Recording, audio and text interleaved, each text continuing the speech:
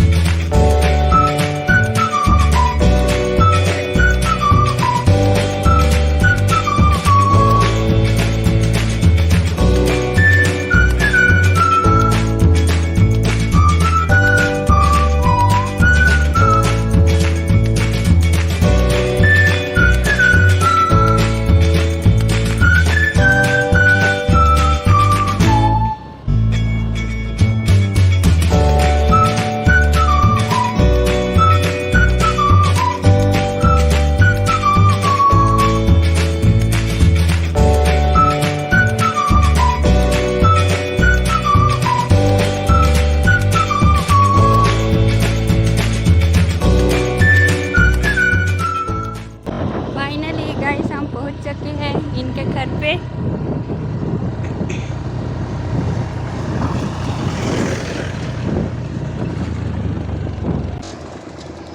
So हे friends, आम्ही पोहोचलो आहेत घरी. मी आणलं तिला घरी माझ्या. तर फ्रेंड्स, तुम्ही नक्की सांगा मला कशी गाडी चालवता आली आणि मी कशी चालवली गाडी, कारण की मम्मीला डाऊट होता आधीच. म्हणजे डाऊट नव्हता, पण तिला म्हणणं असं होतं की जमली नाही, हँडल नाही झाली, पडली बिडली लागलं, तर त्याच्यामुळे मम्मी सांगत होती. तसं काही नव्हतं की तिला गाडीचा प्रॉब्लेम होता की गाडी पडली तर गाडीला काय होईल, पण तसं काही नव्हतं. तर मम्मीला टेन्शन होतं थोडंसं, लागलं बिगलं तर म्हणून. पण मी चांगली गाडी चालवते, मला माहिती आहे. तरी मग मम्मीला गाडी चालवली हिने, तरी मी मम्मीला पाडून दिली होती. तरी मी मम्मीला सांगितलं की मम्मी मी बाईक चालवते तर स्कूटी नाही चालवू शकत का. आंघोळ पण नाही केली, सकाळ सकाळी गेली होती तिला घ्यायला. तर आता रेडी होऊ, तयारी करू, आंघोळ बिंघोळ करू, मस्तपैकी मेकअप करू. मेकअप नाही करू जास्त, एंड मग जाऊ शादी में. तोपर्यंत बाय बाय, भेटूयात